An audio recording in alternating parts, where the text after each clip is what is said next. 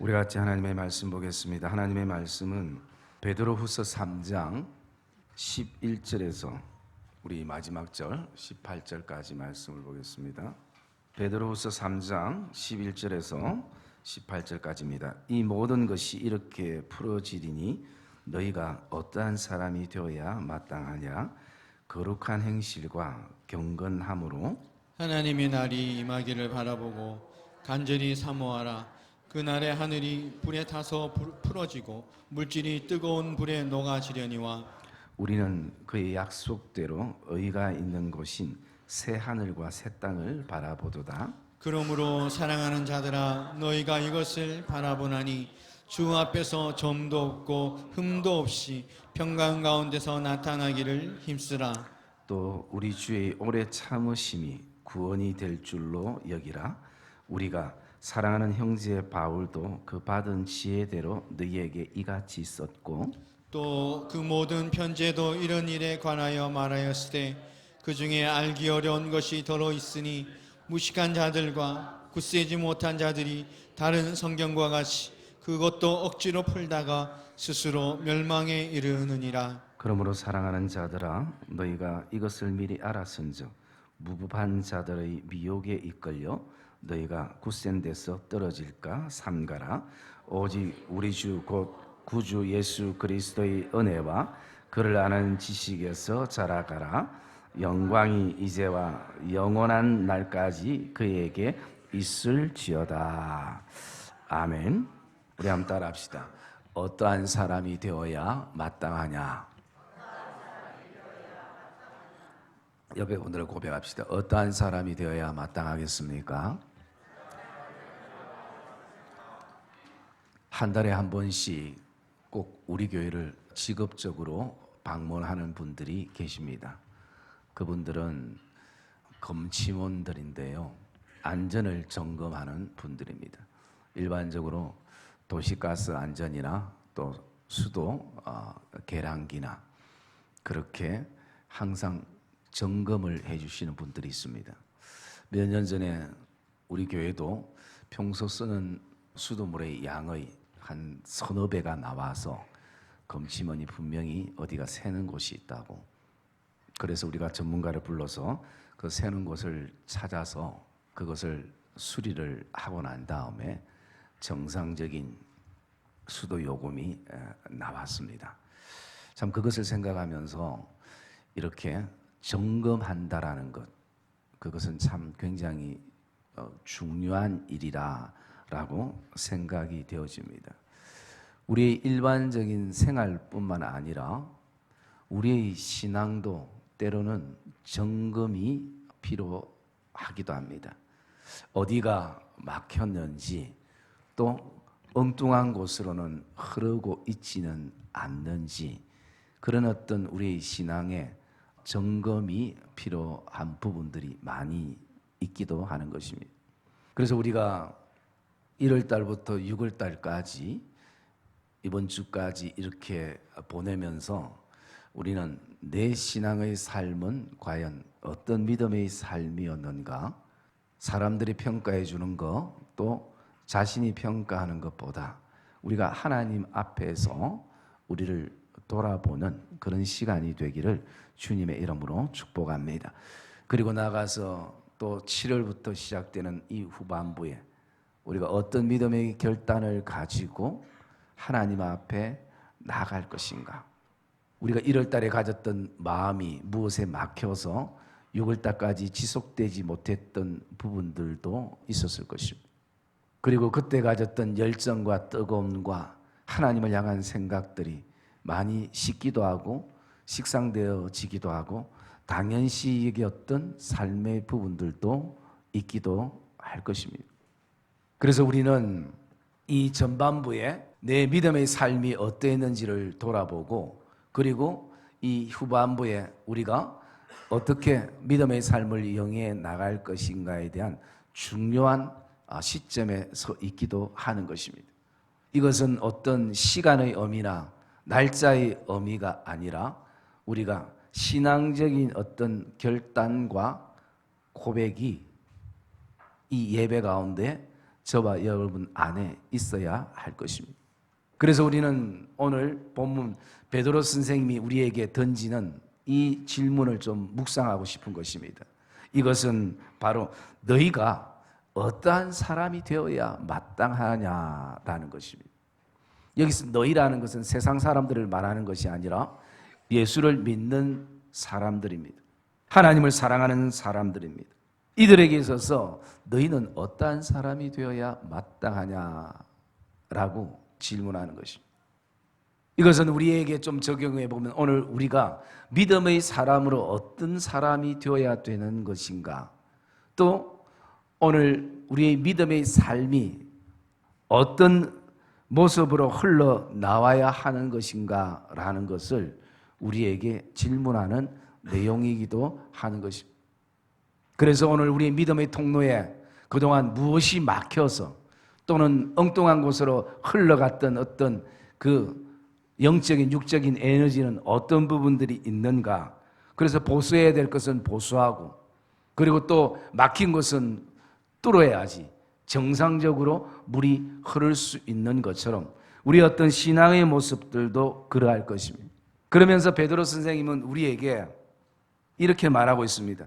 거룩한 행실과 경건함으로 어떠한 사람이 되어야 하는가? 거룩한 행실과 경건함이 있어야 한다는 것입니다. 여러분, 이 거룩한 행실이라는 것은 우리의 삶을 말씀해 주고 있습니다.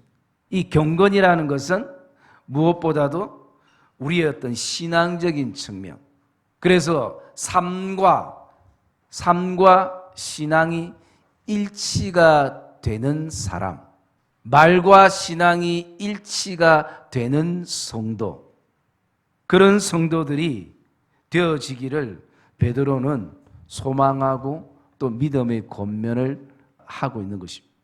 그래서 우리의 삶 가운데 어떻게 하면 우리가 삶과 신앙이 일치가 되고 거룩한 행실과 경건이 하나가 되어질 수 있는가에 대해서 베드로 선생님은 몇 가지 우리에게 믿음의 권면을 하고 있습니다. 그 첫째 권면은요, 12절에 보니까 하나님의 날이 임하기를 바라보고 간절히 사모하라 라고 말씀합니다.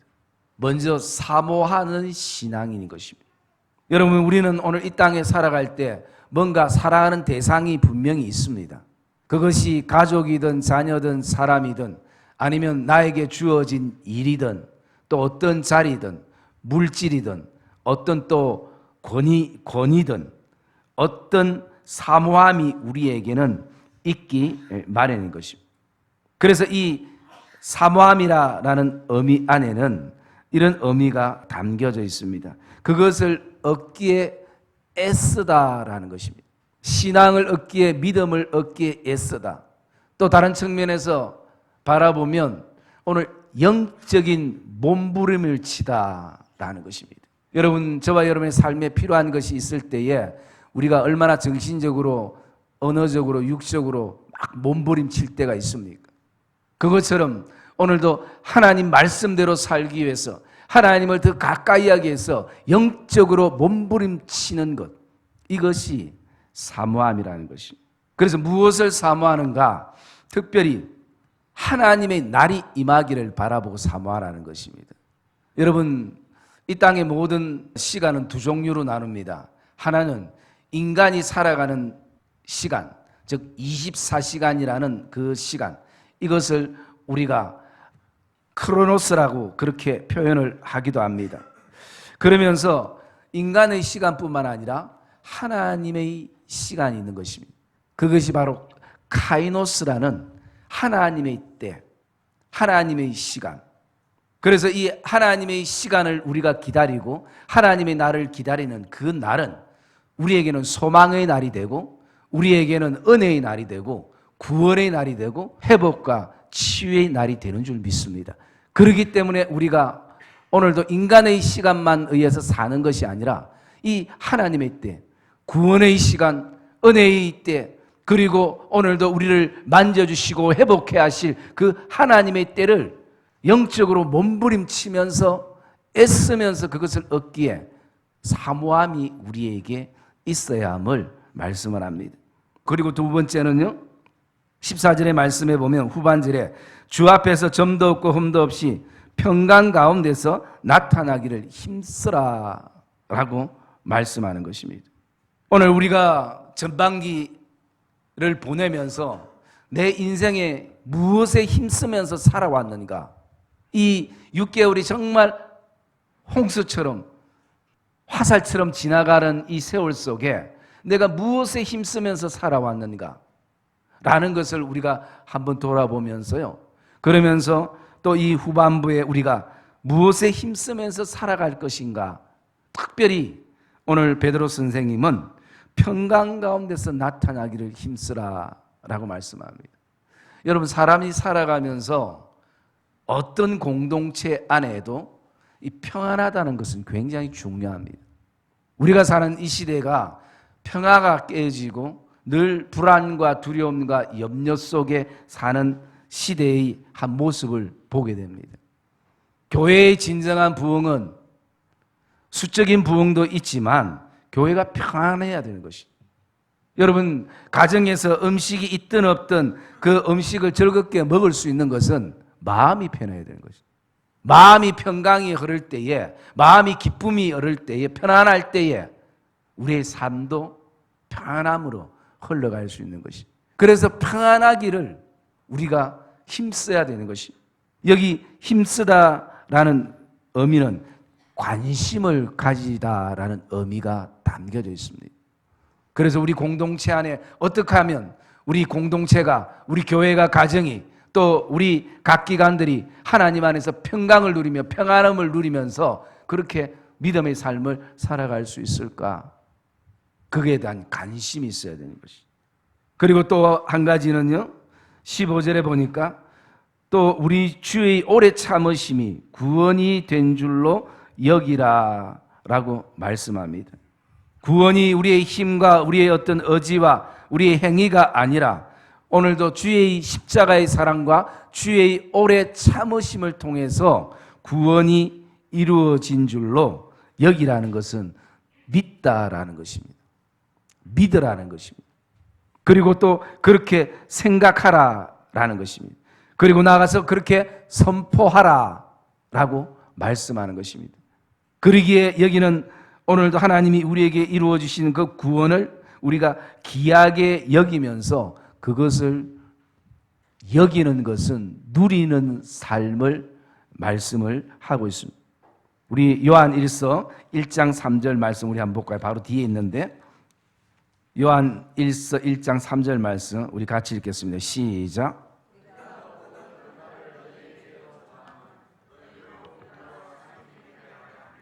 우리의 사귐은 아버지와 그의 아들 예수 그리스도와 더불어 누림이라. 아멘. 아버지 하나님과 예수 그리스도와 더불어 누리는 것, 이것이 바로 그렇게 여기는 것을 말씀하고 있습니다.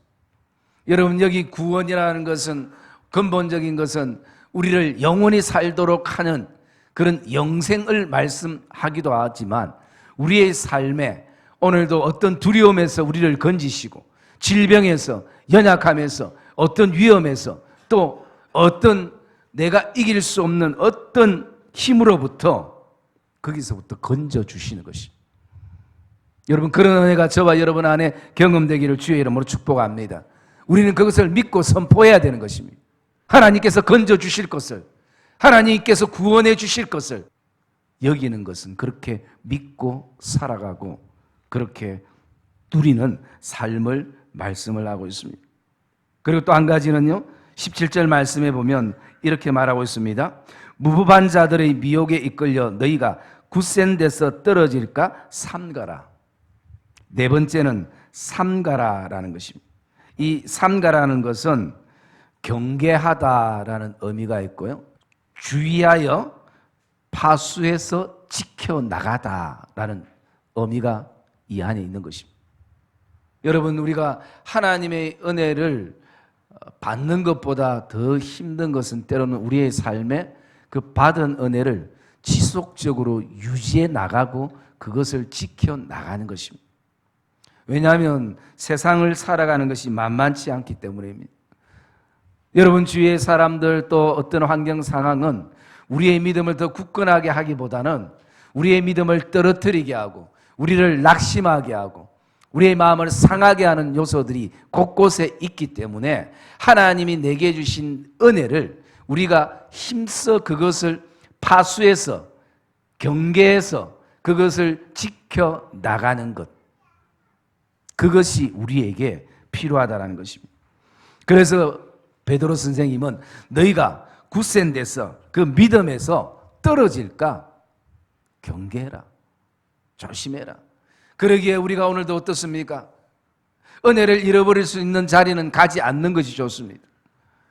은혜를 상실하게 만드는 사람들은 될 수 있는 대로 만나지 않는 것이 우리에게는 훨씬 더 좋은 것입니다. 왜냐하면 우리를 미혹하게 하고 우리를 시험 들게 하고 우리를 낙심하게 하는, 그래서 믿음에서 떨어지게 되는 요소들, 그런 요소들이 있기에 우리는 그런 부분들에서 저와 여러분들이 믿음의 정신을 차리기를 주님의 이름으로 축복합니다.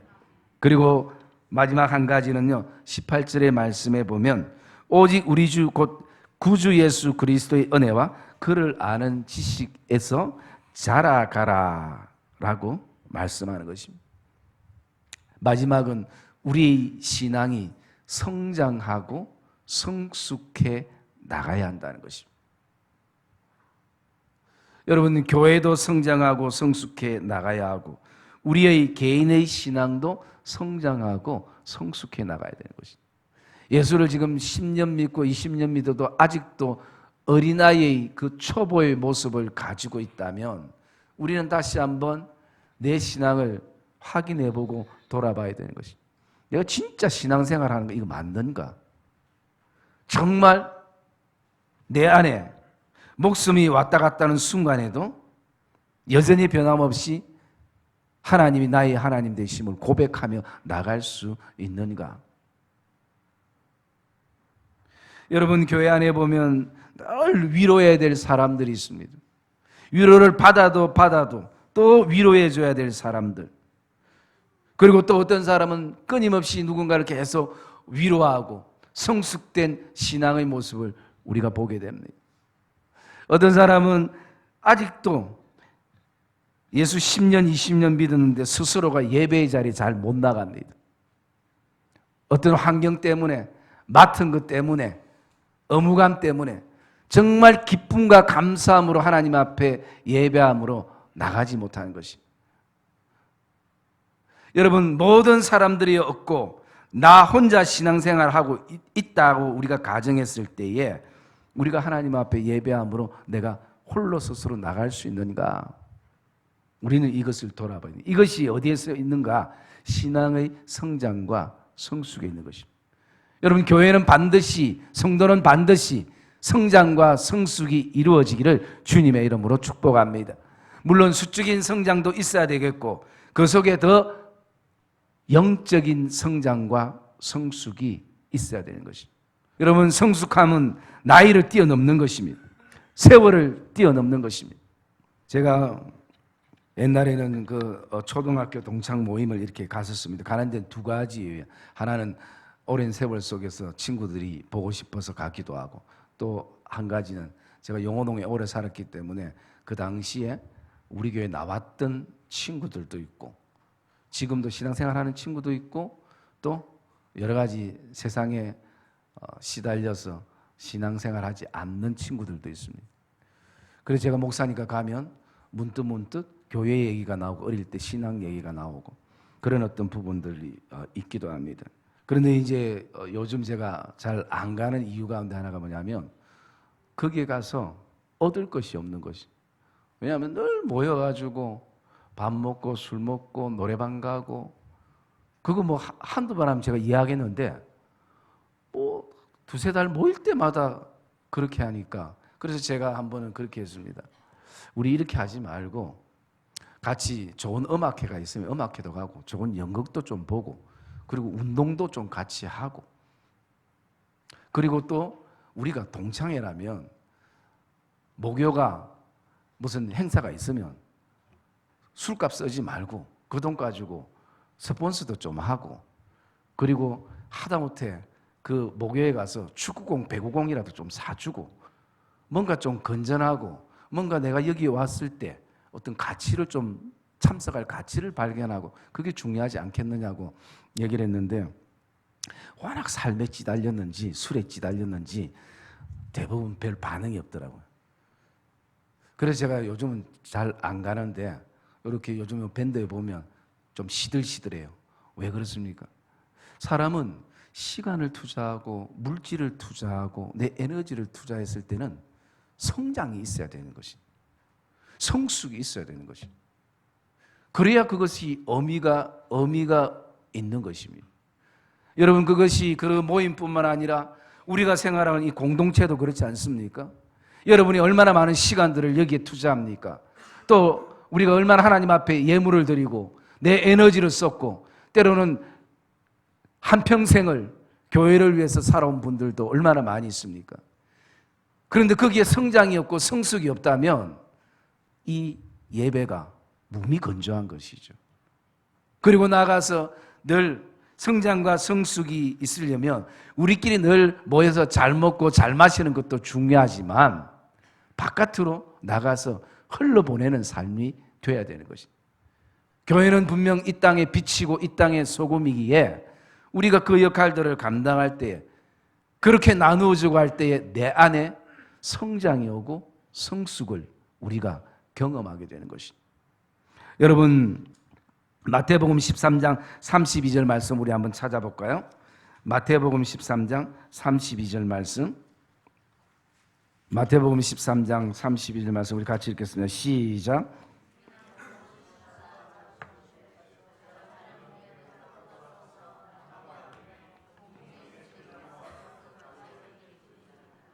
아멘. 여러분, 이것은 단지 나무만이 아니라 우리 인생을 한번 생각해 봅시다. 우리의 믿음을 한번 생각해 보고 우리 교회를 한번 생각해 볼 필요성이 있는 것입니다. 왜냐하면 이 겨자씨 한 알이 모든 씨보다 작은 것이로되 겨자씨 한 알 자체에는 힘이 없고 연약하고 부족하지만 언제 이것이 나무가 되고 공중의 새들이 와서 그 가지에 깃들려서 안식하고 쉼을 얻을 수 있는가? 거기에는 하나뿐인 것입니다. 자란 후에 성장했다라는 것입니다. 성숙했다라는 것입니다. 커갔다라는 것입니다. 평생 겨자씨 하나로 땅에 묻혀 있는 것이 아니라 그것이 태비와 섞이고 그 생명력이 그 모든 어려움을 뚫고 올라와서 나무가 되어야 거기에는 열매가 맺히고 그 가지에는 수많은 인생의 새들이 와서 쉼을 얻고 힘을 얻고 그렇게 되어지는 것입니다. 언제 되어지는가? 자란 후에 되어지는 것. 성장하고 성숙할 때에 되어지는 것입니다.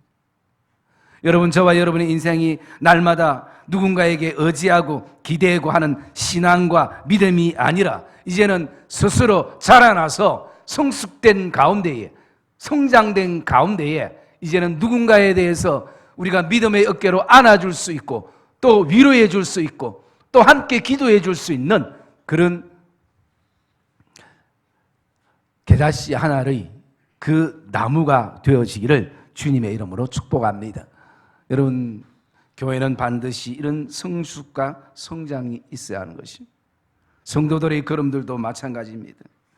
여러분, 늘 몇 년을 거기에 다녔지만은 얻어지는 것이 없고 성장과 성숙이 없으니까 갈 필요성이 별로 없는 것이. 여러분, 혹시 교회가 그렇지 않습니까? 저와 여러분의 신앙이 혹시 그렇지 않습니까?